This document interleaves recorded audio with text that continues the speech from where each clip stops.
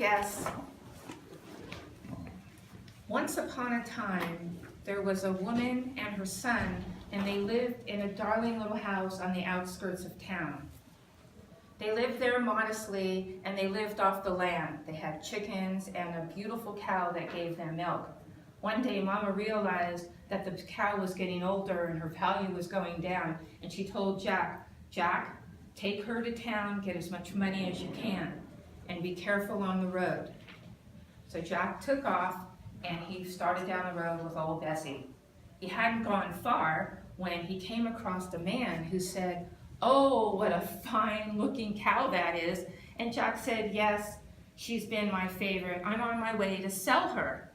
And the man said, "Oh, I would love to buy your cow."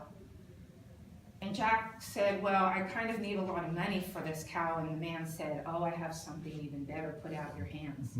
So Jack put his hands out, and the man put something in there. When Jack looked down, he saw 3 beans. And he said, "Oh, no, my mother wants me to bring money home." And the man said, "But those aren't just regular beans, those are magic." And Jack thought about it, and his eyes got big, and he thought, "Magic? Oh, that is special." So he gave the cow to the man, and he went home very quickly to show his mom what he had gotten for the cow. Mother was surprised when she looked out, and she said, "Jack, you've hardly been gone long enough to even get to town. Why are you back so soon, and where's Bessie?" And he said, "Mother, I'm so excited. I have got the best thing ever for Bessie." And he showed her the beans. You can imagine when Mama looked down at those beans, she said, "Oh, Jack, but they're magic, Mom, they're magic." And she said, "Oh, son, I'm afraid that man fooled you." And she took the beans out of his hand and just threw them out the door. Well, she was counting on the money, and they had no more food. She had no supper for him, and she was very sad. She said, "Jack, I'm so sorry." She said, "We have no supper, and I'm going to bed." And she went in her room with a single tear down her face, not knowing what to do. Jack was so sad. He was so sorry that he had disappointed his mother, but he had trusted that man. And he went into his room, and he was so hungry and so tired that he did fall asleep. But not for long, when he heard a rustling out his window.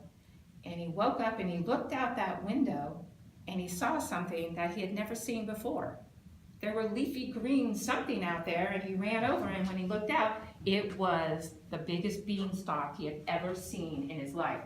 It went up and up and up and up through the clouds.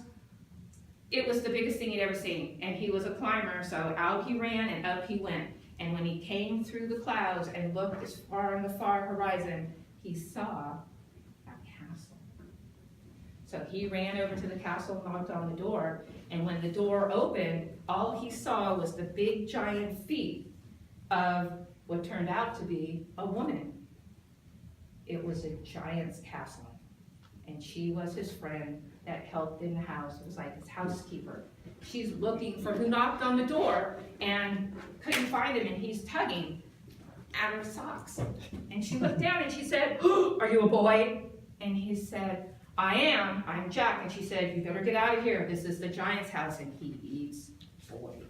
And he said, "Well, I came up these magic beanstalks and this and that." Before he could even explain why he was there, they heard the thump, thump of the giant coming, and the giant said, "Fee, fi, fo, fum. I smell the blood of an Englishman. Be he alive or be he dead, I'll grind his bones and make my bread. Feed me!" And the woman said, "You better hide."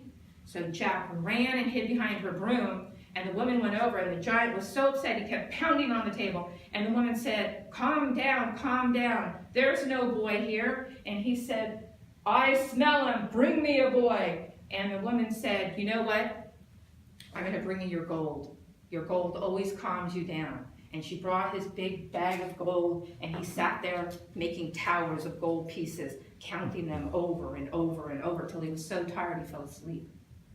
Jack's eyes are huge, because one of those gold pieces, they could live forever down where he lived. And so he tippy-toed across the room, and he had an idea in his head, and and he climbed up the table, got up on top, put just a few pieces in the bag, put the sack on his shoulder, and he crept out the door and down the beanstalk. Just then, Mama was waking up, and she looked around. She didn't see Jack, and then she looked up and saw the stalk, and here comes Jack scooting down with a sack on his shoulder, and she said, "Jack, where have you been?" And he goes, "You're not going to believe this. They were magic beans. And look, Mom, the giant has plenty of this up there." And she said, "Jack, those aren't ours." And he said, "I know, but this is my idea. If we take this gold, we could go buy a new cow. We'll sell the milk. We'll replace the money. I'll take it back up to the giant. It's just a loan." And she said, Jack, and he said, "I've got to go tell the giant what my plan is." And he ran up the stalk to go tell the giant. When he got to the door, the woman was there, and she said, "You are in trouble." That giant woke up, and he was angrier than I've ever seen him. "And if he wakes up again, I'm telling him where you are, and you're his lunch." And Jack said, "Please don't tell, let me explain." But before he could explain, they heard the thump and the thump of the giant coming, because he had a very good nose, and he said, "Fee, fi, fo, fum. I smell the blood of an Englishman. Be he alive or be he dead, I'll grind his bones and make my bread." And Jack was so scared, he ran and hid in the pantry. And the giant said, "Bring me a boy." And the woman said, "He's behind the broom." So they tippy-toed over to the broom and picked it up, but he wasn't there, because he went in the cupboard. And so the giant said, "I want a boy, I want a boy." And the woman was thinking, "Oh my goodness, where did he go?" And he was so upset that she needed to calm him. So the second thing he liked to do was to play with his magic laying hen. And she brought this hen and sat him on the table, and the giant said, "Lay, chicken!" And the chicken wiggled a little bit and stood up, and there was a golden egg. Jack couldn't believe it, because his chickens couldn't do that. And he thought, "I've got to show my mother this." So the giant kept doing it, and the chicken was laying egg after egg. And finally he got bored and he fell asleep. So you know what he did? He tippy-toed up the leg of that table, ran across, took the chicken, stuck him in a sack, ran over to the stalk, went all the way down. And Mama was getting worried because he had taken so long. And he said, "Look at this." And he put the chicken out and he said, "Lay, chicken." And the chicken did the same thing, and there was a golden egg.